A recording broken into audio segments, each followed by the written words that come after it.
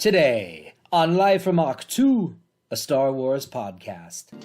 I want to learn the ways of the Force and become a Jedi like my father. I am a Jedi, like my father before me. It's time for the Jedi to end. Welcome, listeners, to Episode 4 of Live from Ahch-To, a Star Wars podcast. It's only fitting that today we celebrate Star Wars Episode 4, A New Hope, specifically Luke Skywalker. So grab a cold mug of blue milk and get ready to bullseye some womp rats with your T16. First on the line today is Matt Claimjumper from North Park, Colorado. Matt, thank you for calling in today to celebrate Luke Skywalker. Yeah, thanks for having me. So let's talk about Luke Skywalker. Is he one of your favorite characters? Sort of. I really like the Wolfman. Vampires are cool too. Okay, yeah, vampires are cool, but we're here to talk about Star Wars. Yeah, hang on a sec. I'm trying to get some money out of this cash machine. None of the ATMs work around here. Hey, hold it. Hey, Joe, can I borrow another $5? This ATM isn't working either. It's for a sandwich. Yeah, Luke Skywalker. He had great feathered hair. Oh yeah, very cool hair. Everything Luke got is cool. His hair, his boots, his hat. They don't show it, but it's in a cutscene. He had it, I think, with his friend with the mustache. Yes, that was Biggs. Biggs, Darklighter, or Red 3. It's really not obvious he was Luke's friend that he mentioned to his uncle earlier in the film, since all of his other scenes were cut. However, for the special edition, they did add back in one quick scene in the hangar on Yavin 4 between Luke and Biggs that helped a bit to establish their relationship. That mustache, though, wow, epic. I'd try and grow one, but I'd look like a cactus plant on holiday in Wisconsin. What? What does that even mean? You know what it means. Luke, at that speed, will you be able to pull out in time? That's what she said. Up next, we have Ned Nitpicker from Pawtucket, Rhode Island. Ned, thank you so much for calling in today to talk about Star Wars. Well, I listened to your episode yesterday, and there was that guy. There was a guy there from Maryland or something. Yeah, and he was having some technical issues with the Star Wars, you know? Oh yeah, he was talking about the spaceships and how... Yeah, well, it's scientific stuff that got me thinking about another bigger issue I've had with Star Wars. Oh yeah? What's that? Well, way back when the first movie came out, you know, that first one they had... Yes, Episode 4. Yeah, well, right after that guy, Carl Sagan, remember him? He was a scientist. Yeah, Stommer Sagan, yeah, he was on the Johnny Carson. Remember the Johnny Carson? I do remember Johnny Carson.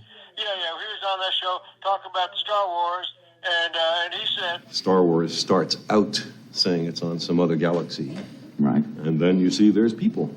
And starting in scene 1, there's a problem because human beings are the result of a unique evolutionary sequence based upon so many individually unlikely random events on the Earth. In fact, I think most evolutionary biologists would agree that if you started the Earth out again and just let those random factors operate, you might wind up with beings that are as smart as us and as ethical and artistic and all the rest, but they would not be human beings. That's for the Earth.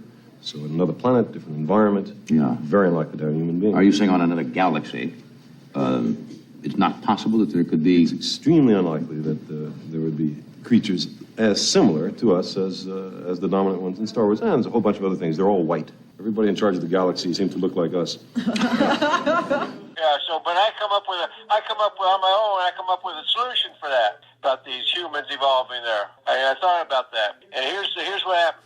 So this is a long time ago, right? Right. So some of these guys from the Star Wars galaxy, they got in their old spaceship and they go and went to another galaxy, the Milky Way galaxy, where we live now. Okay. And they found this planet and they settled there. And they forgot about all their technology, and then they kept living there, and they turned into us. So what you just described is the series finale of the 2006 Battlestar Galactica. You should go watch it. Thank you, Ned, for calling in to talk about Star Wars and Carl Sagan and Battlestar Galactica. Great to hear from you.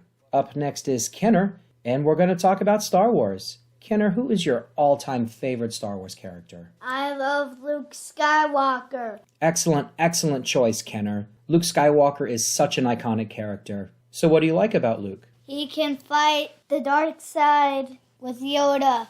Indeed he does. Luke Skywalker is a very powerful Jedi Knight. Tell us what else you like about Luke. He flies in a cool spaceship called an X-Wing. X-Wings are indeed super cool, one of my favorite ships. Yeah, it goes in light speed if he wants to go in light speed. You mentioned Yoda. What can you tell us about him? Yoda is a master of a Jedi. Indeed he is. What can you tell us about the Jedi? A Jedi is a Force master, and it's a kind of a knight that can fight the dark side. Yes, the dark side of the Force is indeed very powerful, and we need heroes like Luke Skywalker to stand against it. Thank you so much, Kenner, for joining us today to talk about Star Wars.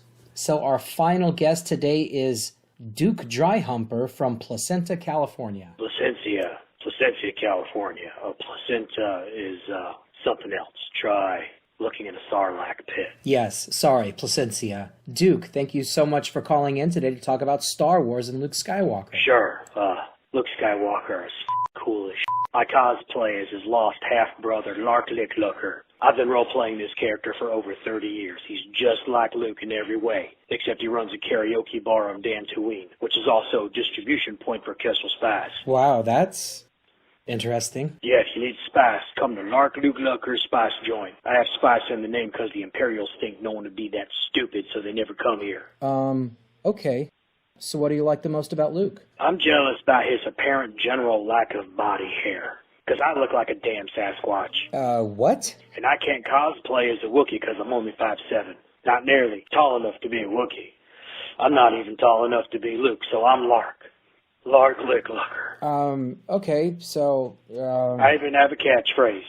Come get a taste. That's great. Thank you so much, Duke, for... It's Lark. Yes, well, thank you so much for... Lark Lick Looker. Yes, thank you, and thank you for... If you leave a bowl of blueberry cereal out, you can get some wicked blue milk. Yes, I'll be sure to try that. Luke Skywalker has a higher body count than both Michael Myers and Jason Horfey's combined. Wait, what? Next time on Live from Ahch-To, a Star Wars podcast. No! No! No! No! No! No! No! No! No! No!